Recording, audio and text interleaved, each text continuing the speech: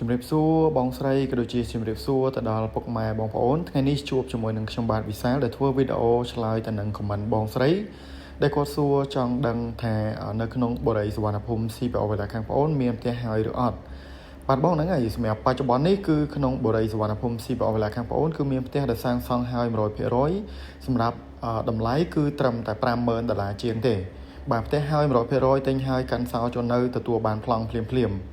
សម្រាប់នៅក្នុងបរិយាសវណ្ណភូមិ CPO វេលាខាងប្អូនបច្ចុប្បន្នគឺមានភ្ញៀវក៏ចូលរស់នៅ